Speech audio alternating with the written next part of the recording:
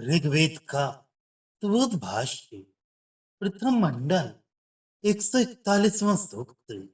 अग्नि के उस दर्शनीय तेज को लोग शरीर में धारण करते हैं क्योंकि वह तेज बल से उत्पन्न हुआ है।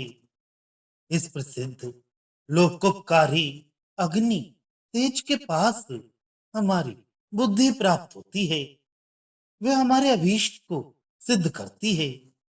इसलिए अग्नि के पास सब प्राणों की स्तुतियां पहुंचती हैं। प्रथम प्रकार का अग्नि नित्य रूप से अन्न को पकाने वाला, शरीर को बढ़ाने वाला होकर पृथ्वी में निवास करता है। दूसरा अग्नि सात लोकों के कल्याणकारी मार्त रूपी जलों में व्याप्त होता है। इस बलवान अग्नि का तीसरा रूप सब रस्तों का दोहन करने वाले सूर्य में है। ऐसे दसों दिशाओं में उत्तम बुद्धिमान इस अग्नि को उंगलियां घर्षण द्वारा प्रकट करती हैं। इस अग्नि को जब बलयुक्त अरणी के मूल स्थान से सुंदर रूप वाले समर्थ विद्वान बल से उत्पन्न करते हैं तथा जब पहले के समान ही सोम की आहुति देने के लिए गुहा में स्थित इस अग्नि को मातृश्य मत कर प्रकट करता है, तब इसकी स्तुति होती है। जब उत्तम पालक होने के कारण ये अग्नि चारों ओर ले जाया जाता है, तब उस समय अत्यंत भूखे इस अग्नि की ज्वाला रूपी दांतों पर वृक्षादि चढ़ जाते हैं। और जब दोनों अरणियां इस अग्नि की उत्पत्ति के लिए प्रयत्न करती हैं, तब प्रकट होकर पवित्र अग्नि तेजस्वी होकर बलवान हो जाता है। तदनंतर ही दीप्त होकर यह अग्नि उत्पन्न करने वाली दसों दिशाओं में सर्वत्र व्याप्त हो गया तथा उन दिशाओं में हिंसा रहित होकर अत्यधिक वृद्धि को प्राप्त हुआ। जो वनस्पतियां चिरकाल से दृढ़ थी, उन सबों के ऊपर अग्नि चढ़ गया और अब नई नई उत्पन्न हुई और बलहीन वनस्पतियों की ओर दौड़ रहा है।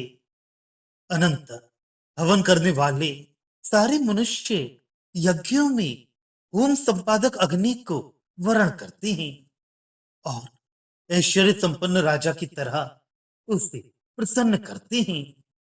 इस कारण से बहुतों से प्रशंसित हुआ हुआ ये अग्नि सामर्थ्य और शारीरिक बल से युक्त है। वह देवों को स्तुति करने वाले मनुष्य के पास हवि के लिए ले जाता है। न रोके जाने योग्य बहुत बोलने वाला स्तुति आदि मखौल युक्त वचनों से जिस प्रकार विदूषक तब स्थान को हंसी से व्याप्त कर देता है, उसी प्रकार वायु द्वारा प्रचालित यजनीय अग्नि जब चारों ओर व्याप्त हो जाता है, सबको जलाने वाले जाने के पश्चात अपने मार्ग को काला करने वाले पवित्र जन्म वाले तथा अनेक मार्गों से जाने वाले उस अग्नि के मार्ग पर सारे लोग चलते हैं। निपुण कारीगरों के द्वारा बनाए गए और चलाए गए रथ की तरह यह अग्नि गमनशील ज्वालाओं से देवलोक की ओर जाता है। गमन करने के अनंतर इसका वह गमन मार्ग काले वर्ण वाला हो जाता है क्योंकि वह काष्ठों को जलाता है और वीर की तरह इसके ददीप्यमान तेज से पक्षी आदि भाग जाते हैं। हे अग्नि, तेरे कारण ही वरुण अपना व्रत धारण करता, मित्र अंधकार दूर करता और अर्यमा दानशील होता है। इस कारण से हे अग्नि, तू सर्वत्र कर्म द्वारा विश्वात्मक सर्वव्यापी और सबका पराभवकारी होकर उत्पन्न होता है तथा जैसे रथ का पहिया अरों को व्याप्त करके रहता है, उसी प्रकार तू भी सबको व्याप्त करके रहता है।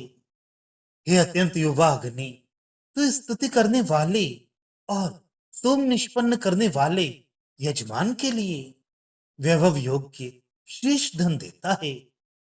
हे बल के पुत्र, तरुण और रमणीय धन, अग्नि, महास्तुति के योग्य तेरे हम सब राजा की तरह स्तुति काल में स्तोत्रों से उपासना करते हैं।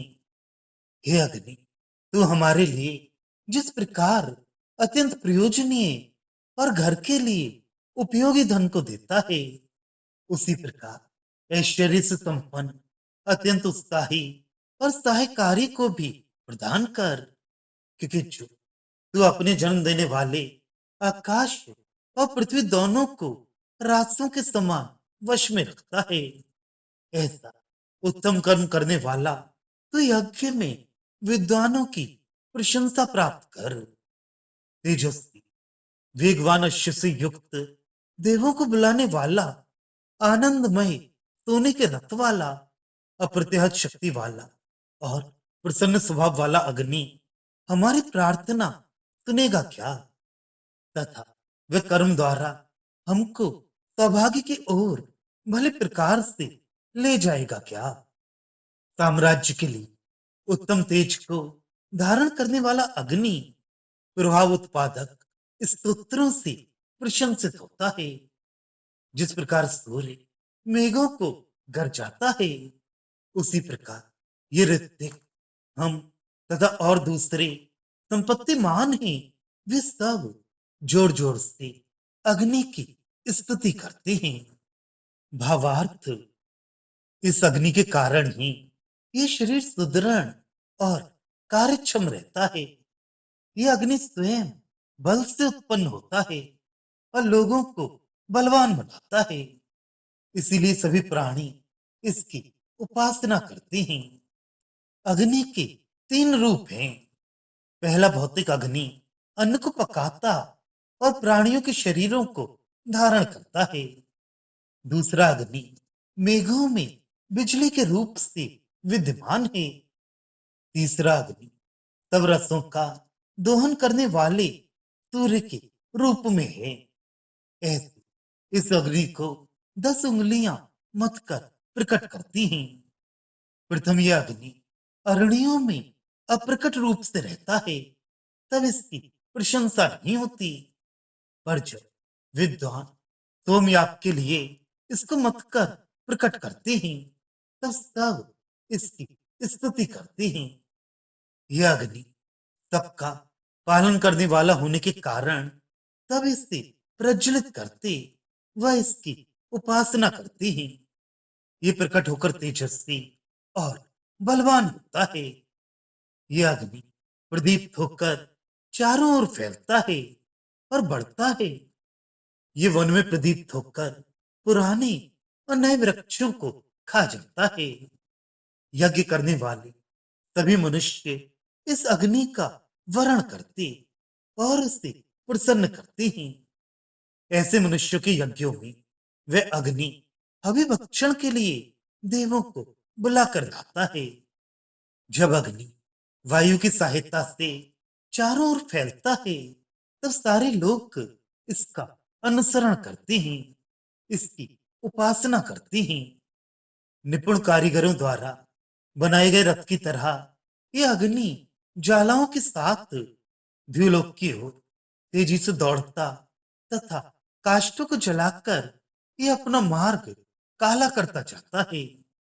इसकी ज्वालाओं को देखकर सारे पक्षी डरकर भाग जाते हैं। इस अग्नि के कारण ही सब देव अपना अपना कार्य करते हैं। यह सर्वत्र व्याप्त है, इसलिए सबका नियमन करता है। सोमयाग करने वाले को श्रेष्ठ धन देता है, अतः सब इसकी उपासना करते हैं।